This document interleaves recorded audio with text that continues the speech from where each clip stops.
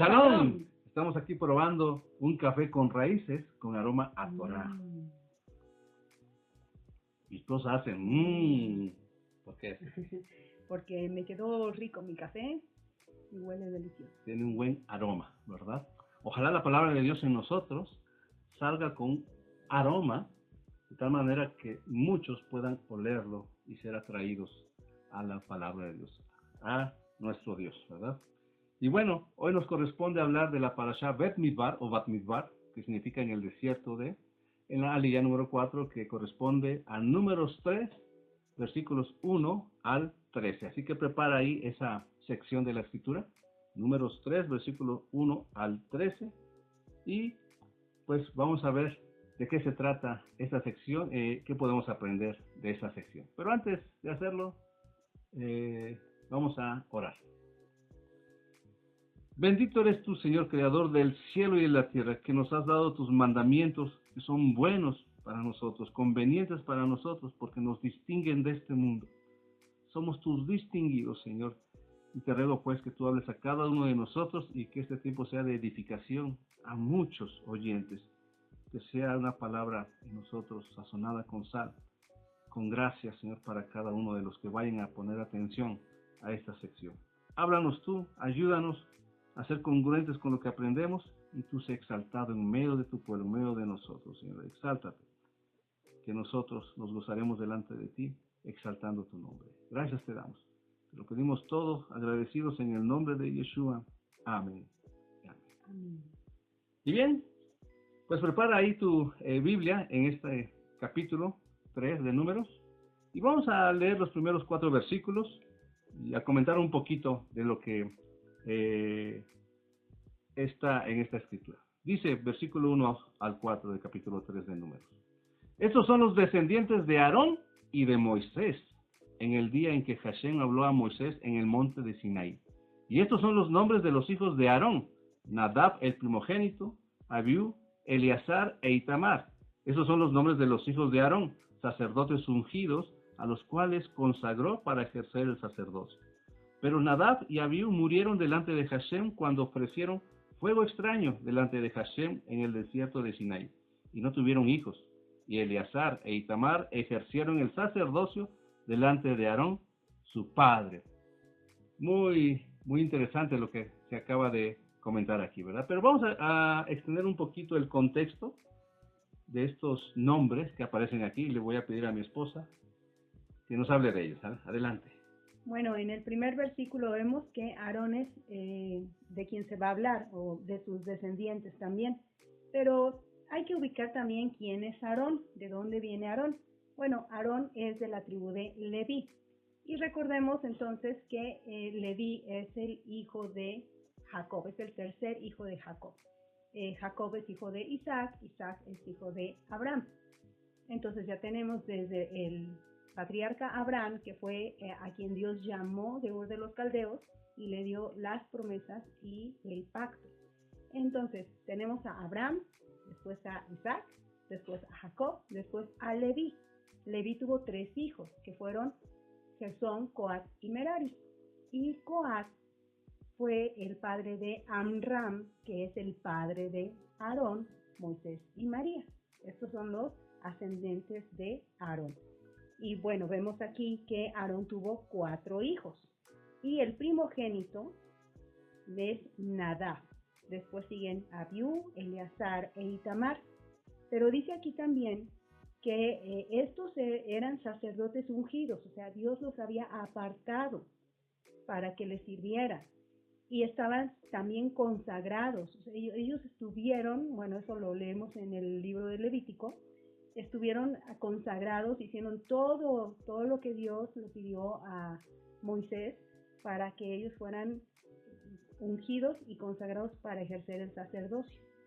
Sin embargo, Nadab y Abiú ofrecen un fuego extraño.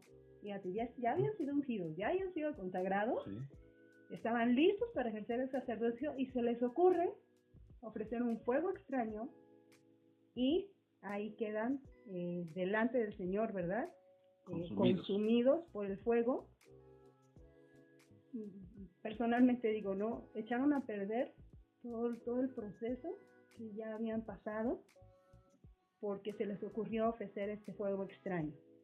Y eso les impidió pues ejercer el sacerdocio. Y quienes ahora lo van a ejercer nada más es Aarón, el papá, Eleazar y su hijo e Itamar, ¿no? Sus hijos. Y son ellos los que van a tener el privilegio. Y bueno, vamos a continuar, ¿te parece? No, fíjate que un detalle interesante aquí en estos primeros versículos, en el versículo 1 dice que estos son los descendientes de Aarón, pero también dice y de Moisés. Y nada más en el capítulo se menciona los hijos de Aarón. No se menciona la descendencia de Moisés. Más adelante va a aparecer el nombre de Gersón, pero no se refiere al hijo de Moisés. Ese es otro Gersón. Pero no están los descendientes de Moisés aquí. ¿Por qué dice aquí la escritura? Esos son los descendientes de Aarón y de Moisés. Esto es interesante porque en la literatura judía, fíjense que dice esto en los escritos de ellos, ¿verdad? Que cualquiera que enseña a los hijos de su compañero es como si les hiciera nacer. Se convierte como su descendencia. Y eso es lo que hizo Moisés.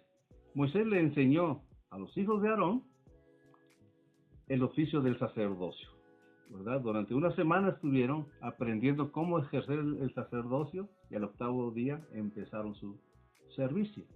Y entonces se vuelven como sus hijos, ¿verdad? Eran sus discípulos, son los hijos. Entonces, un detalle muy, muy importante ¿no? Que cuando tú enseñas a otro de la palabra de Dios, de cómo ejercer su ministerio, se hace como tu hijo y hay una responsabilidad. Entonces, Moisés está puesto aquí como responsable de ellos. Muy, muy interesante. Así que tenemos hijos, pero también tenemos discípulos, o debemos ser discípulos porque esa es la encomienda, ¿no? Hacer discípulos a todas las naciones, dice Yeshua, ¿sí? Con la palabra de Dios. Bien, vamos a seguir. Sí, bueno, también si gustan saber quiénes son los hijos de Moisés, digamos, en Éxodo 18, en el versículos 3 y 4, ahí están nombrados a Gersón y Eliezer, que son los hijos de Moisés, con Séfora, ¿verdad? Su esposa. Y ahora sí, continuamos, si gustas, del versículo 5, vamos a leer ahora del 5 al 9, dice así: Y el Señor habló a Moisés diciendo: Haz que se acerque la tribu de Leví y hazla estar delante del sacerdote Aarón para que le sirvan. Y desempeñen en el cargo de él y el encargo de toda la congregación delante del tabernáculo de reunión para servir en el ministerio del tabernáculo. Y guarden todos los utensilios del tabernáculo de reunión y todo lo encargado a ellos por los hijos de Israel, y ministren en el servicio del tabernáculo. Y darás los levitas a Aarón y a sus hijos, les son enteramente dados de entre los hijos de Israel. Versículo 10, vamos a contar con el versículo 10, dice: Y constituirás a Aarón y a sus hijos para que ejerzan su sacerdocio, y el extraño que se acercare morirá. De esta sección vamos a tomar un tiempo más largo, ¿no? Pero yo quiero que te aprendas una palabra muy interesante que es el encargo, ¿verdad? La palabra en hebreo es mishmeret, o la guardia, ¿verdad? La custodia. Y vamos a mencionar un poquito más acerca de eso y hagamos lectura de lo que falta y regresamos a esa sección muy, muy especial, especialmente el versículo 7. ¿Sí? Entonces, vamos a leer lo que sigue hasta el versículo 13. Dice el versículo 11 al 13. Habló además Hashem a Moisés diciendo: He aquí yo he tomado a los levitas de entre los hijos de Israel en lugar de todos los primogénitos. Los primeros nacidos entre los hijos de Israel serán, pues, míos los levitas, porque mío es todo primogénito desde el día en que yo hice morir a todos los primogénitos en la tierra de Egipto. Santifiqué para mí a todos los primogénitos en Israel, así de hombres como de animales, míos serán, yo, Hashem. Esta última parte de esta sección acerca de la sustitución, ¿por qué los levitas sustituyeron a todos los primogénitos de Israel? Incluso de los animales de los levitas con los primogénitos animales del pueblo. Una declaración muy importante, Dios dice aquí que todo primogénito Y cuando dice todo, se refería a todo, aunque no fuera de Israel, todo primogénito le pertenece a Israel, a Dios. Es su derecho, ¿verdad? Y dice que desde que hizo morir a los primogénitos en Egipto, bueno, todo primogénito de Israel era de él, ¿verdad? Ujú. Sí, bueno, si vemos en el Éxodo capítulo 13, ahí está cuando Dios le manda a Moisés que consagre a todo primogénito. Dice, cualquiera que abre matriz entre los hijos de Israel, así de los hombres como de los animales, mío es. Y bueno, Moisés cumple con esta tarea que el Señor le da y todos los primogénitos van a ser del Señor y como dice ahí, aún de los animales, ¿no? Y no nada más de los animales limpios, sino también habla de los animales no limpios como el asno, que el asno también iba a ser para el Señor, pero este iba a ser sustituido por una oveja. Y si no lo sustituían, entonces tenían que quebrar la cerviz del asno, es decir, el asno iba a morir porque no iba a ser sustituido por una oveja. Y bueno, ahí ya está el mensaje, ¿no?, de la redención. Pero bueno, esto significa que todos los primogénitos de todo el pueblo y aún de los animales, pero como bien dijiste, después iban a ser sustituidos por los levitas nada más cuando ofrecieron el becerro de oro. Bueno, Ajá. eso es lo que se pudiera pensar, ¿verdad? ¿Por qué una sustitución? ¿Por qué todos los levitas tenían que sustituir a los primogénitos de Israel? O sea, los primogénitos de Rubén, de Simeón, de Judá, de todos los demás, todos los primogénitos eran sustituidos por los levitas. Cuando uno sustituye algo es que se va a ocupar un lugar y un cargo, ¿verdad? Probablemente los primogénitos tenían que haber servido de manera especial a Dios. Pero aquí dice, los levitas serán míos todos. Y entonces cada levita sustituía a cada primogénito, un levita por primogénito.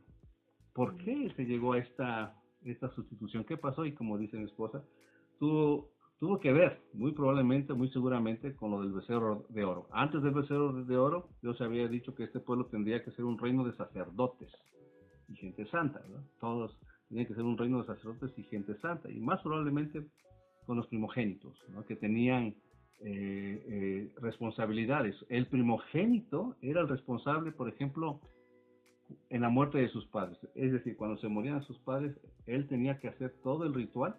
Era el encargado de cumplir con el ritual del entierro, por ejemplo, ¿no? Entre otras cosas, era encargado del primogénito.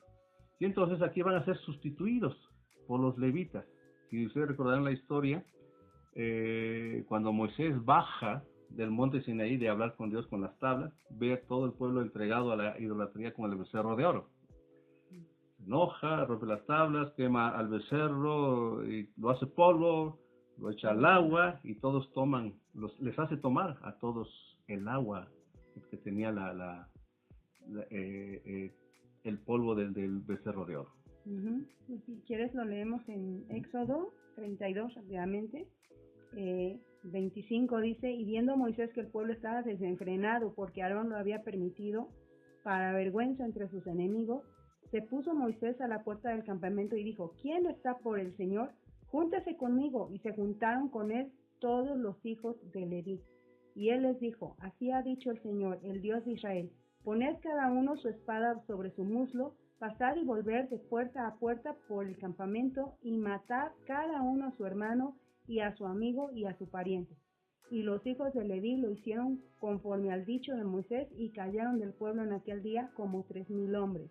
Entonces Moisés dijo, hoy os habéis consagrado al Señor, pues cada uno se ha consagrado en su hijo, en su hermano, para que Él dé bendición hoy sobre vosotros. Ahí está la lectura, ¿no? Cuando Moisés pregunta, todos los que estén de parte de Hashem, pásese conmigo, ¿eh? Los levitas no la pensaron 2 veces, se pasaron pronto.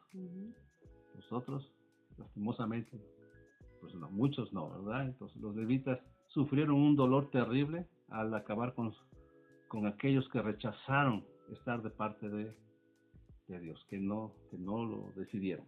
Y entre ellos Aarón, porque Aarón había hecho algo pues deshonroso, ¿no? De haber hecho este becerro. Seguramente él estaba entre estos levitas que se pasaron, debió de haber sido así, y él debió haber reconocido obviamente que estuvo mal lo que hizo y decir, me pongo del lado del Señor, ¿no? Sí, lo hice mal, no estuvo bien lo que hice, pero ahora voy a hacerlo bien, y es una invitación a nosotros. ¿Cuántos de nosotros no hemos hecho cosas mal? Y cuando el Señor nos llama la atención, debemos de reconocer nuestro error y decidir ponernos del lado del Señor y hacerlo bien a esta vez. Sí. Impresionante, ¿no? Entonces, vemos a los levitas, como seguramente ya vieron anteriormente en las aliyah de Bet Midbar, ¿verdad? El orden. Estaban los 4 campamentos alrededor del tabernáculo, me refiero a las 12 tribus de Israel, y estaba el tabernáculo, pero entre las 12 tribus de Israel y el tabernáculo alrededor estaban los levitas, que iban a servir en el santuario. Para eso iban a ser puestos, para servir en el santuario. Se iban a encargar de muchas cosas, y eso es lo que vamos a tratar más. Entonces, ¿para qué estaban entre las 12 tribus y el tabernáculo? ¿Qué es lo que tendrían que hacer? ¿Cuál era su función ahí de los levitas? Aparte de que ya sabemos que entre los levitas Dios eligió a Aarón para ejercer el sacerdocio, ¿verdad? Junto con sus hijos. Un tema muy amplio también. Ahora pues, te invito a ir al versículo 7 de esta aliyah, que está muy interesante, y te pido que lo leas. Versículo 7. Hablando de los levitas.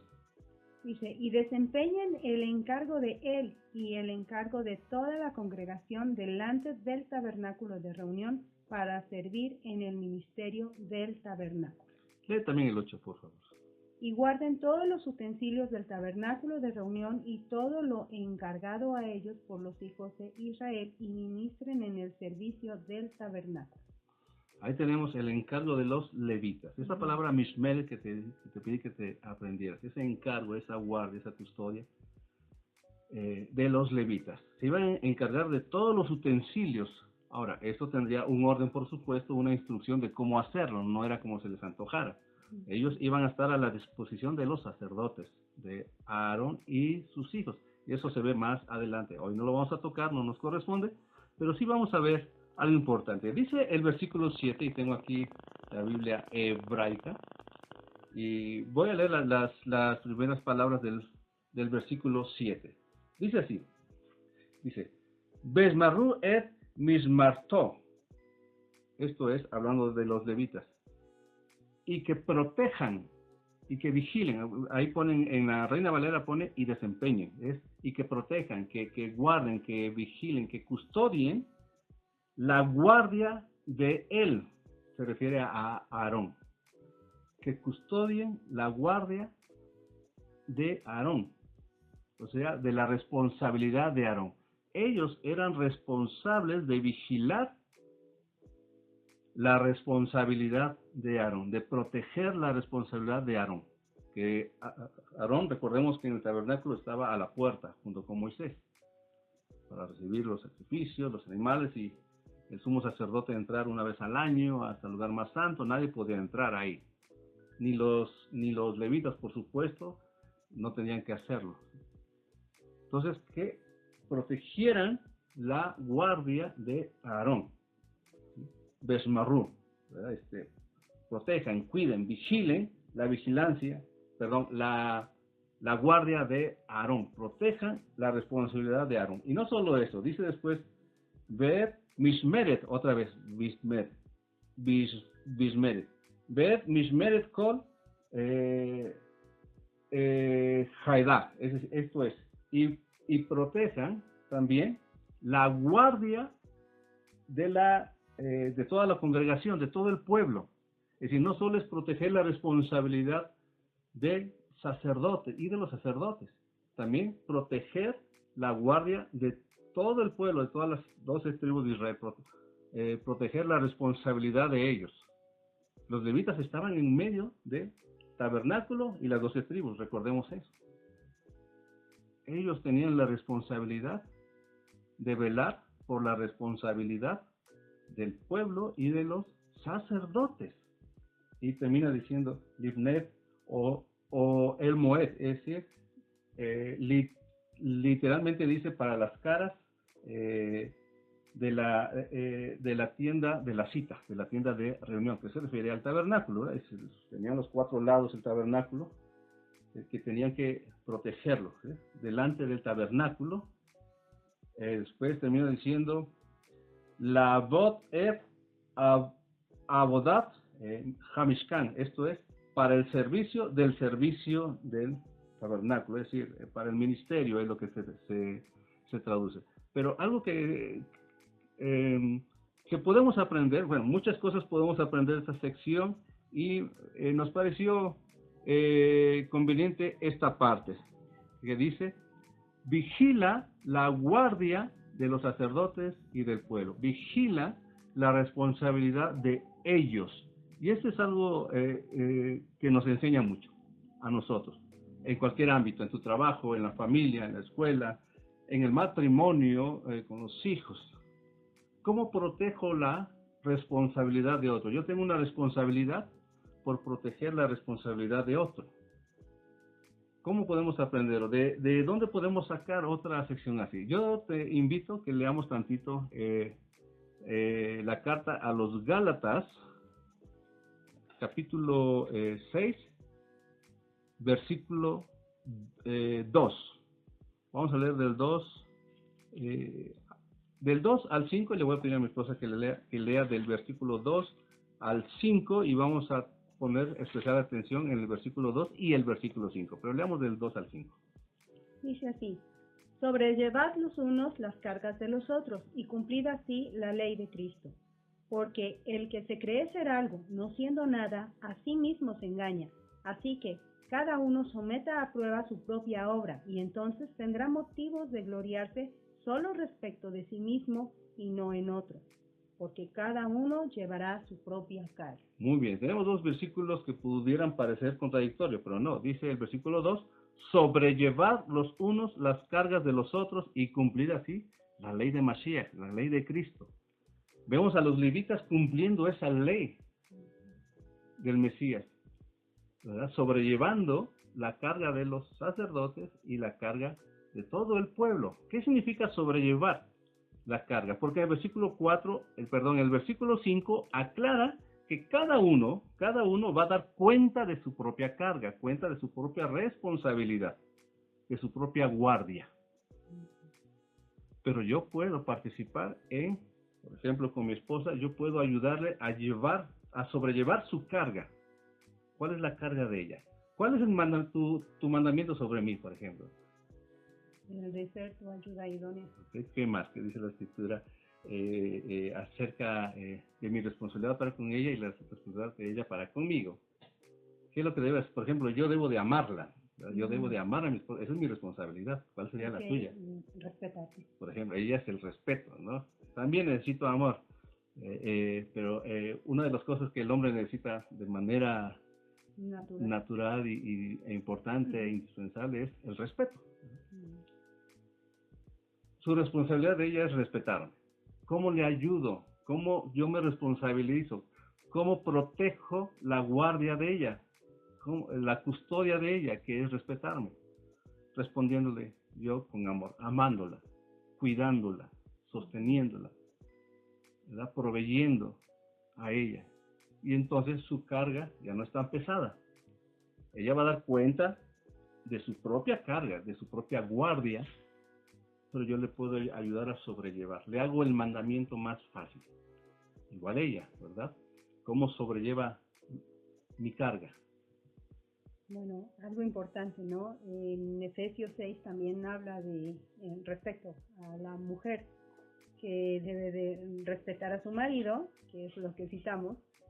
Y yo he escuchado a veces el querer justificar el por qué no lo hago, ¿no? Es que si tú no me amas, yo no tengo por qué respetar. O tú no estás cumpliendo con lo tuyo, pues entonces yo tampoco voy a cumplir con lo mío. Pero no es eso. O sea, no tenemos que ver el que si tú cumples o no, sino mi responsabilidad es cumplir lo mío, aunque sea difícil, aunque sea una carga pesada, Pero claro que si tú me ayudas a llevar esa carga, si tú me haces fácil el mandamiento, pues yo lo voy a poder cumplir de una manera más sencilla y más eficaz además, porque se cumple un propósito que es honrar el nombre de Dios. Sí, es impresionante esta enseñanza. Los levitas sabían que no podían tocar las cosas santas, ellos iban a morir si tocaban las cosas santas. La responsabilidad de los sacerdotes era algo impresionante sobre las cosas santas, como el arca, por ejemplo. ¿Qué tenían que hacer con el arca? A la hora de marchar hacia la tierra prometida, ¿no? Los levitas tenían que cargar con ella, pero los sacerdotes eran responsables, incluso de la vida de los levitas. Tenían responsabilidades, así que los levitas tenían que cuidar eso, vigilar la guardia. Por ejemplo, con nuestros hijos, ¿no? ¿Cuántos hijos son descuidados por sus padres profundamente? Es decir, no les proveen de lo que necesitan. Y el mandamiento sobre los hijos es honrar a sus padres, ¿no? Honra a tu padre y a tu madre para que seas de largos días sobre la tierra. Hónralos, ¿verdad? Pero qué difícil es honrar a un padre que no cumple con su rol. O que Ahora, se provoca ahí. eso, exactamente, eso no justifica a que el hijo lo deje de honrar, no. El hijo de todas maneras debe de honrarlo, pero se le haría más fácil si el padre vigila su mandamiento, es decir, provee, que pase tiempo con él, ¿no? Que platiquen, que ore por sus hijos, y al revés también, ¿no? Los hijos saben que los padres tienen una responsabilidad sobre los hijos, harían bien en que los hijos obedezcan. Eso es proteger la guardia de ellos, de los padres, la obediencia de los hijos. Dice Proverbios, oye hijo mío la instrucción de tu padre y no desprecies la dirección de tu madre, ¿no? Oye hijo mío la instrucción de tu padre y no desprecies la dirección de tu madre. La responsabilidad de los padres, dirigirlos, educarlos, ¿verdad? Pero la responsabilidad de los hijos, oír y no despreciar, eso es proteger la guardia. Y no solo ahí, ¿qué tal con los amos en el trabajo? Los amos, es decir, los patrones, los jefes de un trabajo tienen una responsabilidad. Los trabajadores, ¿qué tenían que hacer? Vigilar esa responsabilidad, ¿no? Daniel, por ejemplo, en el reino de Persia o en los reinos que estuvo viviendo él, vigilaba los intereses del rey. Vigilaba. Entonces, de eso se trata. En la congregación también, si estás congregando, vigila la responsabilidad de los líderes de ministerio, por ejemplo, ¿verdad? El pastor, de los ancianos, de los que tengan un cargo. Vigila eso. ¿Cómo? Ya sabes cómo tendrías que hacerlo. Creo que la obediencia es parte de vigilar la responsabilidad de alguien. Entonces, que esa sección nos hable a cada uno de nosotros, ¿no? De que podamos proteger la custodia de nuestro hermano y así cumplir la ley de Mashiach. La ley de Mashiach lo podemos ver en esta sección de esta parasha, de esta alía, ¿verdad? La podemos ver ahí clarito. Ellos, los levitas, fueron puestos para encargarse, para vigilar, custodiar, proteger la guardia de los sacerdotes, la responsabilidad de ellos. Entonces, para ello creo que tenemos que tener bien claro cuál es nuestra responsabilidad, cuál es nuestra tarea, nuestra labor para cumplirla, ¿no?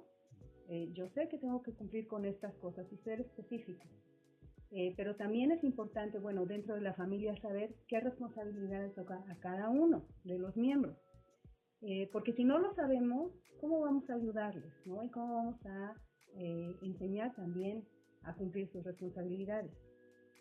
Si yo sé que la responsabilidad de mi esposo es proteger a su familia, una de ellas, ¿no? Pero quiero yo protegerlo, estoy usurpando el lugar y estoy desordenando toda la familia.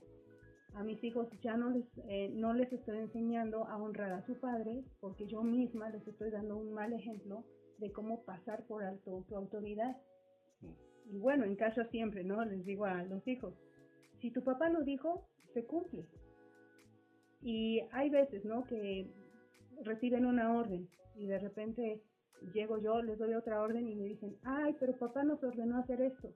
Lo dejamos de hacer y yo les digo, no, si ya tu papá te ordenó primero esto, hazlo. Y ya después haces lo que yo te dije. Y se desprotege la guardia de uno, porque si un hijo se da cuenta quién es el más débil, se va con esa persona. Es que mi mamá dijo que sí, pero yo te había dicho que no. y se les protegió la guardia, y entonces se lastiman, nos lastimamos. Y eso es lo que pasaría con los levitas o con los sacerdotes, pero más con los levitas, que tenían una responsabilidad, pero sus vidas estarían en peligro también si no, si los sacerdotes no hacen bien su trabajo. Por eso ellos velarían en eso, cuidarían, protegerían la guardia, tanto de los sacerdotes como de todo el pueblo. El pueblo tenía sus obligaciones también. No podían acercarse al tabernáculo por nada, no podían tocarlo, nada, no podían pasar. Ellos tenían que ser, los levitas tenían que decirles a ellos lo que tenían que hacer. Tenían la responsabilidad de hacerlos saber o recordarles las instrucciones para ellos, lo que tenían que hacer. Entonces están ahí los levitas en medio del tabernáculo y las 12 tribus de Israel alrededor. Ahí vemos entonces toda una imagen del tabernáculo y alrededor los levitas al cuerpo de Mesías, al cuerpo de Cristo, al cuerpo de Mashiach, ¿verdad? Los levitas haciendo su trabajo. Entonces nosotros protegemos el cuerpo del Mesías, cumplimos la ley del Mesías, la ley de Cristo, que la vemos aquí en la parashá, que es la Torah de Dios, ¿verdad? Al proteger la guardia de los que tienen responsabilidades y han de dar cuenta. Y una pregunta, pienso que a mí me encantan las preguntas, ¿no? Una pregunta que podríamos, propongo pues, para que pongamos en práctica esta enseñanza, es que cuando veamos una persona haciendo su trabajo, nos preguntemos, ¿y yo cómo puedo ayudarle a cumplir con ese propósito o con esa tarea, ¿no? Y a veces va a ser hacerme a un lado para dejar que lo haga, porque a veces estorbamos, pero a veces es necesario sumarnos a su tarea para que se cumpla. Y al final, bueno, como lo leímos en Gálatas, ¿no? Cada quien dará cuenta de su propia carga. Pero es bonito participar, ¿no? Con los demás. Entonces hagámonos la pregunta, ¿y esto cómo ayuda a mi hermano? Para que así podamos mostrar ese amor del Señor y cumplir la ley de Cristo, o la ley de Mashiach. Pues aquí tenemos esta lección que tiene varias cositas esta sección, pero creo que esto nos viene bien a todos, en cumplir con aquello que ayude a mi hermano a dar buena cuenta de lo que se le ha encargado, su encargo, ¿no? Bien decía Pedro, ¿no? Acerca de los pastores, ¿no? Bueno, cuando decía sométanse o sujétense a los pastores, porque tienen que dar cuenta de ellos, ¿no? Decía a los ancianos, ¿no? Apacentar la grey de Dios, ¿no? Pero hacerlo bien, no por ganancia deshonesta, sino como quien ha de dar uno cuenta, ¿no? Entonces, protegemos y nos protegen. Nos protegemos unos a otros al cumplir lo que aquí se llama la ley del Mashiach, que está aquí. Aquí vemos la ley del Mesías en este capítulo de Números, ¿verdad? En Números 3. Así que es nuestro deseo para cada uno de ustedes, los que nos escuchen, que tomemos en serio esta responsabilidad para protegernos, para no lastimarnos, ¿verdad? En las responsabilidades que el Señor nos ha encargado cada uno de nosotros. Solo necesitamos saber cuál es tu encargo y en lo que yo pueda protegerte, lo voy a hacer para que tú des buena cuenta, ¿no? Y así también tú conmigo y con los unos a los otros, ¿no? Pensando en esto, hay una definición de obediencia muy interesante, ¿verdad? Que te quiero compartir. Sabemos que la palabra Shema, que tiene que ver con obedecer, ¿verdad? Oír muy atentamente, muy inteligentemente para poder obedecer. Eso sería la obediencia, poner atención para hacer las cosas, ¿no? Pero entonces obediencia es cumplir con las instrucciones de aquel que es responsable sobre mí. Cumplir con las instrucciones de aquel que es responsable sobre mí de manera inmediata, de manera completa y de manera alegre, ¿verdad? Cuando yo cumplo con las instrucciones de aquel que es responsable sobre mí, yo le ayudo a sobrellevar su carga, porque ha de dar cuenta. Si aquí nos están escuchando hijos, déjenme decirles que sus padres van a dar cuenta. Quieren que sus padres den buena cuenta a aquel que les dio un encargo a ellos sobre ustedes. Simplemente obedezcan para que ellos den buena cuenta. Y eso lo podemos pasar a todas las áreas, no solo de padres e hijos, sino en el trabajo, en la escuela, donde quiera que esté. Hay responsabilidades y siempre estamos bajo las instrucciones de alguien a quien ha de dar cuenta. Entonces, tomemos en serio el mishmeret, la guardia de los unos a los otros. ¿Amén? Amén, pues es un mandamiento de amor, ¿no? Y ahí es donde se muestra el amor al prójimo y obviamente el amor a nuestro Señor, que es un Dios de orden y que es un Dios que bendice a su pueblo que le obedece. Muy bien. Y para ya despedirnos de este tiempo, déjenme leer el versículo 10 de Gálatas 6, pensando en este contexto que hemos leído, ¿verdad? El versículo, desde el versículo 9 y 10 de Gálatas 6, dice así. ¿Entiendes?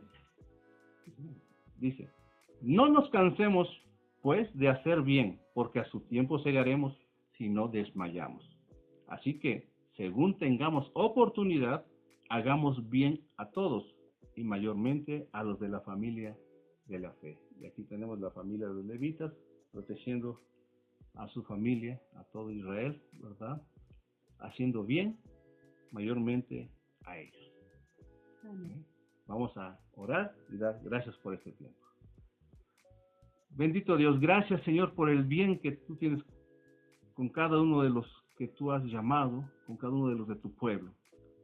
Bendito sea Señor porque tu misericordia, tu bondad y tu amor, tu justicia siempre están sobre nosotros y somos portadores de todo lo bueno, de tu nombre, de tu justicia, de tu amor, tu misericordia, tu paz, tu benignidad.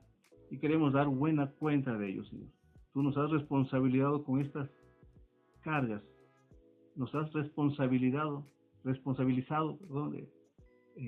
tu amor, de tu justicia. Ayúdanos, pues, a que cada uno pueda sobrellevar la carga de otro para cumplir así este mandamiento y darte buena cuenta.